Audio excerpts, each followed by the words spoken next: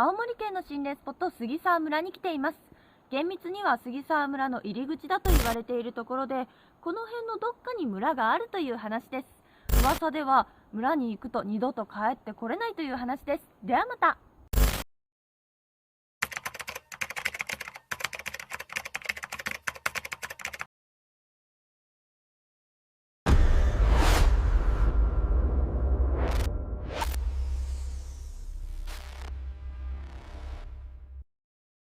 Isipin nyo to, may isang buong baryo sa Japan na sinasabing bigla na lamang naglaho.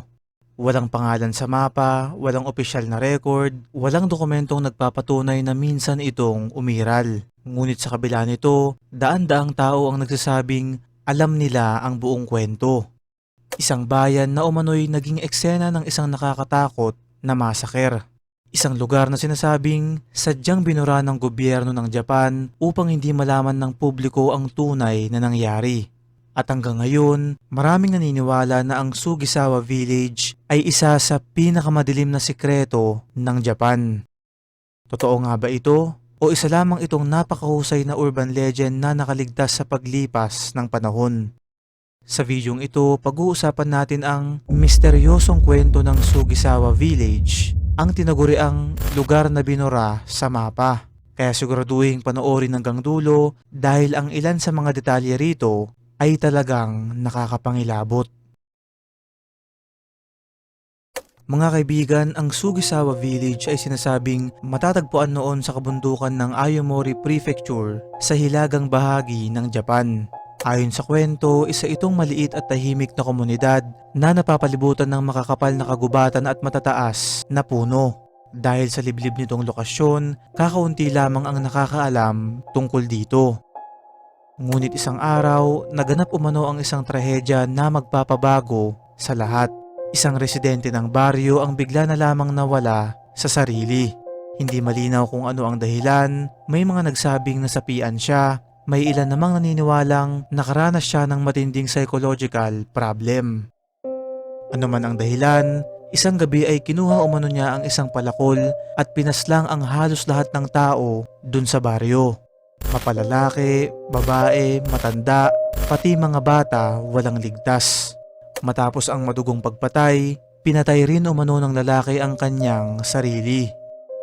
Nang madiskubre daw ng mga otoridad ang nangyari, sobrang nakakagimbal umano ang kanilang nakita.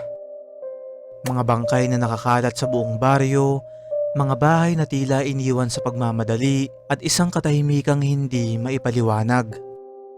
Dito nagsimula ang mas nakakatakot na bahagi ng kwento.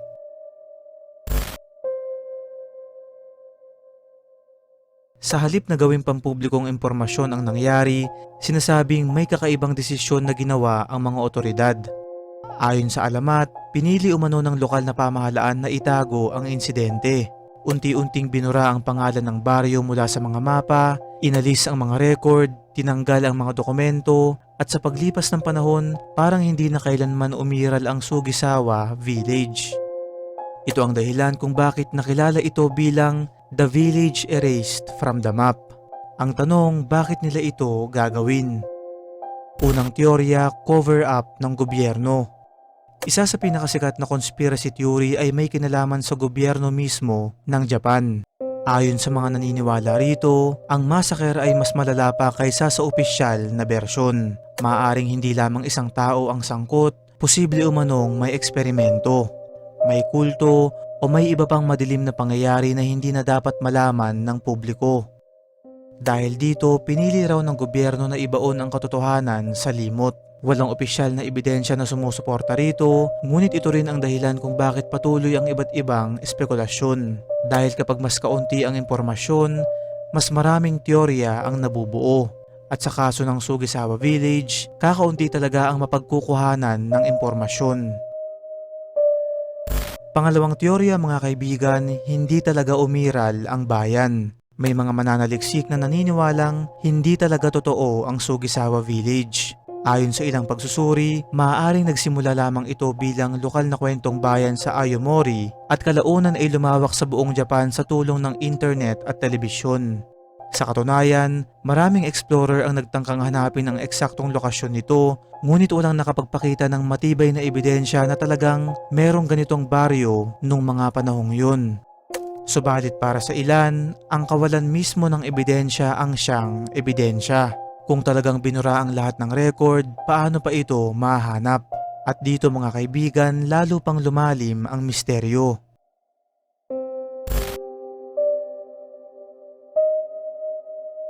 Habang lumalaganap ang alamat, nadagdagan din ang mga detalye. Ayon sa mga kwento, may isang lumang torii gate na nagsisilbing pasukan sa Sugisawa Village. Sa ilalim umano nito, may batong kahawig ng bungo ng tao. At dito may karatulang nagsasabing walang garantiya na makakabalik ng buhay ang sino mang papasok dito. Totoo ba ang karatulang to? Walang nakapagpatunay. Ngunit sapat na ito upang mas lalong matakot ang mga naghahanap dun sa lugar.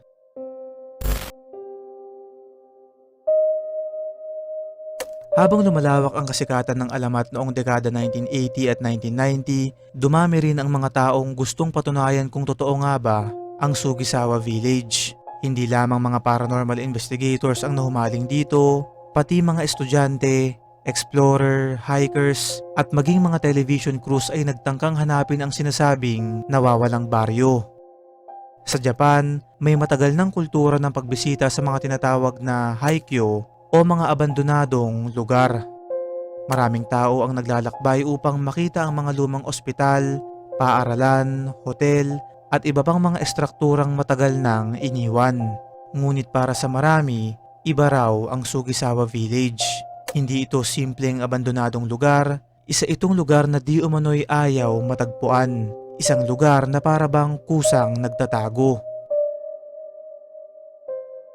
Ayon sa iba't ibang kwento na kumalat online, maraming grupo ang nagtangkang sundan ang mga direksyong ibinigay ng mga lokal. Kadalasan pare-pareho ang sinasabi. Magmaneho papunta sa kabundukan ng Ayomori, hanapin ang isang lumang daan, sundan ang makapal na kagubatan, at kapag nakita mo ang isang lumang torii gate, malapit ka na raw sa destinasyon. Kaya lang kakaiba ang nangyayari sa karamihan ng mga naghahanap. May ilan na nagsasabing naliligaw sila kahit gumagamit ng mapa, may iba namang bigla na lamang nawawala ang signal ng kanilang mga telepono. At may ilan pang nagkukwento na para bang paikot-ikot lamang sila sa iisang lugar kahit na malinaw na iba ang kanilang tinatahak na direksyon. Siyempre, maaaring may simpleng paliwanag dito. Ang mga kabundukan ng Ayomori ay kilala sa kanilang masalimuot na terrain. Madaling maligaw sa mga kagubatang hindi pamilyar, ngunit para sa mga naniniwala sa alamat, hindi raw ito aksidente. Para sa kanila, parang may puwersang pumipigil sa mga tao na matagpuan yung baryo.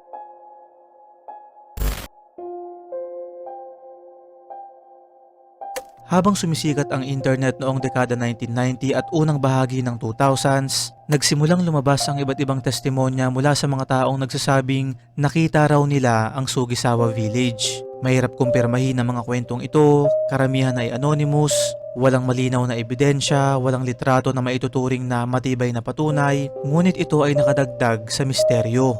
Isa sa pinakasikat na kwento ay tungkol sa isang grupo ng magkakaibigan na nagtungo umano sa kabundukan ng Ayomori matapos nilang malaman yung kwento. Ayon sa kanilang salaysay, matagumpay nilang nahanap ang isang abandonadong lugar na sobrang kahawig daw ng isang lumang baryo.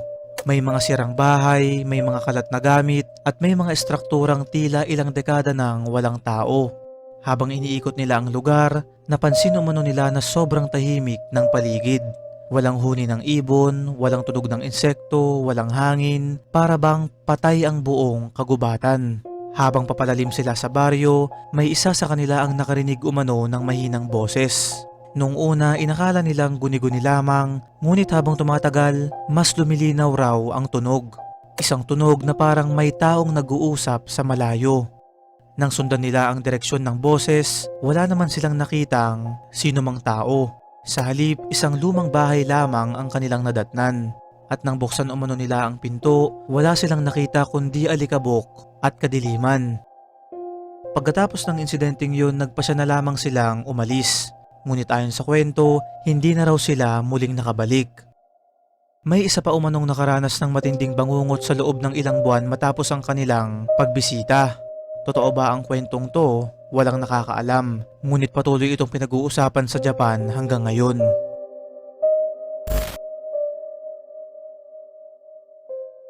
Sa paglipas ng taon mga kaibigan, may ilang litrato na lumitaw online na sinasabing kuha raw mismo sa loob ng Sugisawa Village. Karamihan sa mga to ay nagpapakita ng mga abandonadong bahay, mga sirang gusali, mga daanang natatakpan ng damo, at mga estrukturang halos nilamon na ng kagubatan.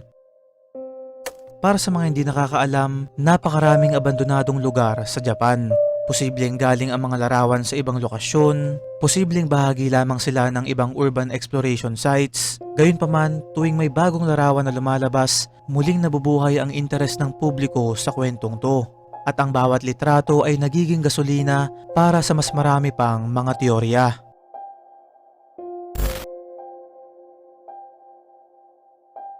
Isa sa mga dahilan kung bakit lalong sumikat ang Sugisawa Village ay ang pagbanggit dito sa ilang Japanese paranormal at mystery shows. Noong dekada 1990, maraming programa sa telebisyon sa Japan ang nagtatampok ng iba't ibang mga urban legend, mula sa mga multo hanggang sa mga nawawalang lugar. Isa sa mga palabas na madalas iniuugnay sa alamat ay ang pinamagatang Unbelievable ng Fuji TV. Bagamat hindi nito napatunayan ang pag-iral ng Sugisawa Village, nakatulong ito upang maipakilala ang kwento sa mas malawak na audience. At dahil dito, mas marami pang tao ang nagsimulang magsaliksik. Mas marami ring explorer ang nagtangkang hanapin ang lokasyon, ngunit sa kabila ng lahat ng pagsisikap, wala pa ring matibay na ebidensya na lumitaw. At marahil, yun mismo ang dahilan kung bakit hindi namamatay ang kwento. Dahil kapag may malinaw na sagot, natatapos na ang hiwaga. Ngunit kapag walang sagot, patuloy lamang itong nabubuhay.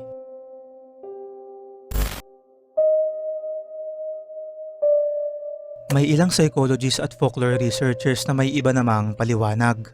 Ayon sa kanila, maaaring halimbawa lamang ang Sugisawa Village ng tinatawag na collective myth making. Sa madaling salita, isang kwento na paulit-ulit na ipinapasa mula sa isang tao patungo sa iba.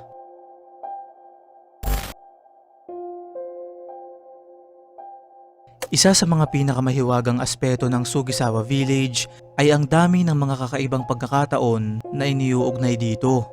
May mga explorer na nagsasabing nasira umano ang kanilang kamera habang nasa lugar. May ilan namang nawalan ng baterya kahit kakacharge lamang nito. May iba pang nagkwento na tila may mga aninong gumagalaw sa gilid ng kanilang paningin. At sa tuwing lilingon sila, wala namang tao. Maaaring simpleng pagod lang, maaaring epekto ng takot, ngunit kapag nasa gitna ka na ng isang madilim na kagubatan at iniisip mo ang isang madugong kwento, kahit ang pinakamaliit na tunog ay maaaring magmukhang paranormal.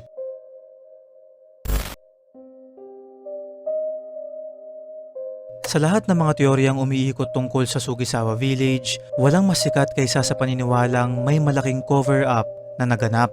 Ito ang teoryang dahilan kung bakit hanggang ngayon patuloy na pinag-uusapan ang kwento. Kung tutuusin, maraming urban legend ang lumitaw at tuluyang nakalimutan. Ngunit ang Sugisawa Village, kakaiba. Ayon sa ilang bersyon ng alamat, ang massacre na naganap sa baryo ay hindi simpleng krimen. Hindi raw ito kaso ng isang taong nabaliw, may ilan na nagsasabing may mas malaki pang nangyari. Isang malaking bagay na kayang magdulot ng pambansang iskandalo kung sakaling mabunyag. Dito nagsisimula mga kaibigan ang mas madilim na haka-haka. May mga naniniwala na may kinalaman umano rito ang isang lihim na eksperimento. May iba namang naniniwalang may koneksyon ito sa mga aktibidad ng militar noong panahon pagkatapos ng ikalawang digmaang pandaigdig. At mayroon ding nagsasabing maaaring may natuklasang bagay ang mga residente ng baryo na hindi na dapat makita ng ordinaryong mamamayan. Walang ebidensya para suportahan ang mga teoryang ito, ngunit sa mundo ng mga conspiracy theories, hindi laging kailangan ang ebidensya upang magsimula ang isang paniniwala. Minsan sapat na ang kawalan ng impormasyon at sa kaso ng Sugisawa Village, napakaraming puwang na maaaring punuin ng imahinasyon.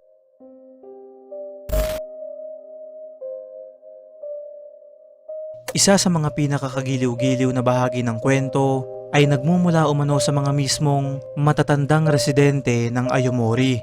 Ayon sa ilang explorer na bumisita sa rehiyon, may mga lokal na hindi komportable kapag tinatanong tungkol sa Sugisawa Village. May ilan umanong agad nagpapalit ng paksa, may iba naman na nagsasabing wag nang hanapin ang lugar.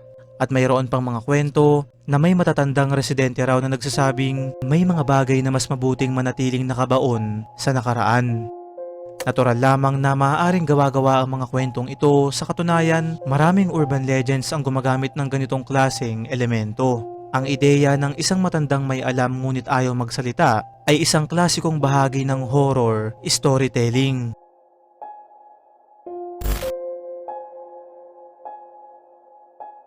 Mga kaibigan, kung paniniwalaan natin ang alamat ng massacre, ang ibig sabihin lang nito, nangangahulugan itong dose-dose ng tao ang namatay ng sobrang marahas sa loob ng baryo.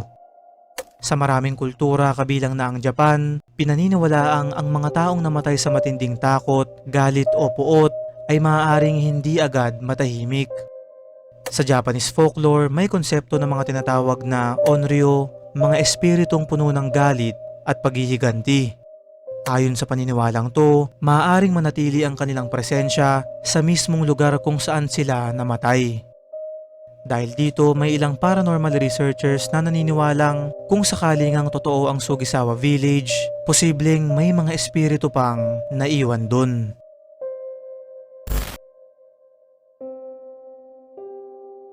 May isa pang dahilan kung bakit lalong lumalakas ang conspiracy tungkol sa Sugisawa Village. At ito ay ang kakaibang kakulangan ng impormasyon online. Sa panahon ngayon, halos lahat ay makikita sa internet. Mula sa mga lumang litrato hanggang sa mga dokumentong daan-daang taon na ang tanda. Ngunit pagdating sa Sugisawa Village, kapansin-pansin ang kakulangan ng malinaw at mapagkakatiwalaang impormasyon. Sa katunayan mga kaibigan, sobrang nahirapan akong mag-research ng mga impormasyon patungkol sa kwentong to. Maraming websites ang nag-uulit lamang ng parehong kwento, maraming artikulo ang walang malinaw na pinanggalingan, at halos lahat ng impormasyon ay tila umiikot lamang sa parehong alamat. Para sa mga skeptics, malinaw raw ang ibig sabihin nito. Isa lamang itong urban legend. Walang sapat na dokumentasyon dahil wala namang totoong pangyayari. Ngunit para sa mga conspiracy theorist, ito mismo ang ebidensya. Kung talagang may cover-up na nangyari, natural lamang nakakaunti ang impormasyong matatagpuan.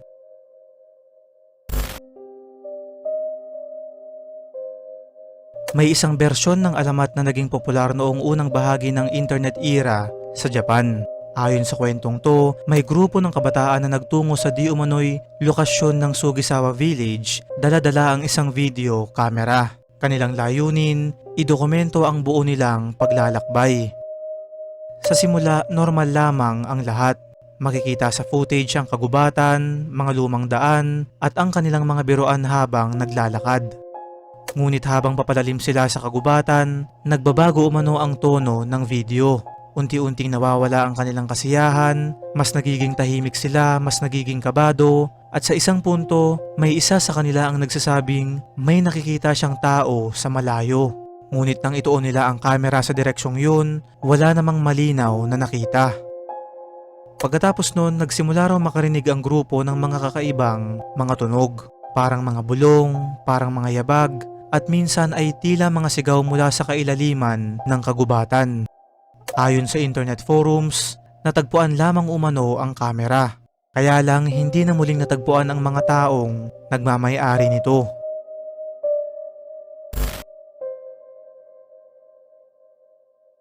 Upang maunawaan natin kung bakit sumikat ng gusto ang Sugisawa Village, kailangan nating tignan ang kultura ng internet sa Japan noong dekada 1990 at 2000. Ito ang panahon kung kailan mabilis kumalat ang mga urban legends sa mga forums at anonymous message boards.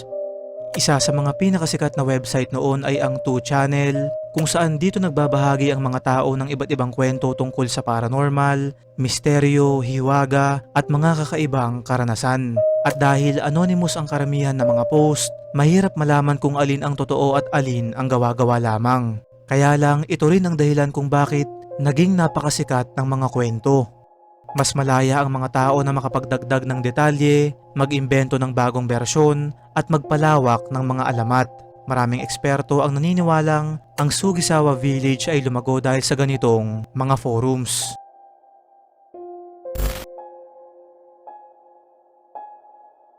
May isa pang aspeto ng alamat na bihirang pag-usapan at ito ay ang kasaysayan mismo ng Ayomori.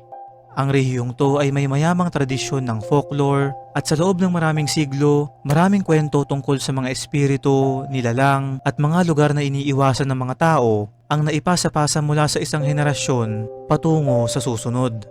May mga bundok na itinuturing na banal, may mga kagubatan na sinasabing tinitirhan ng mga espiritu at may mga daan na iniiwasan ng mga lokal lalo na kapag gabi. Posible na ang Sugisawa Village ay produkto ng pinagsama-samang mga lumang paniniwalang to at ng modernong internet culture. Kapag pinagsama mo ang isang misteryosong kagubatan, isang abandonadong lugar, at isang nakakatakot na kwento, mabilis itong nagiging urban legend. At kayo mga kaibigan, ano sa tingin nyo? Ang Sugisawa Village ba ay isa lamang urban legend o naniniwala ba kayong may katotohanan sa likod ng kwentong to? I-comment nyo ang inyong mga teorya sa ibaba at kung mahilig kayo sa mga hiwaga, conspiracy theories, urban legends at mga kwentong hindi maipaliwanag, huwag kalimutang i-like ang video, mag-subscribe at pindutin mo na rin ang notification bell para hindi ninyo makaligtaan ang mga susunod nating mga i-upload. Ano't ano pa man mga kaibigan ay wala pa rin sino man sa atin ang nakakalam kung totoo ba to o hindi. Kaya nga sa atin ito lang ay isang hiwaga.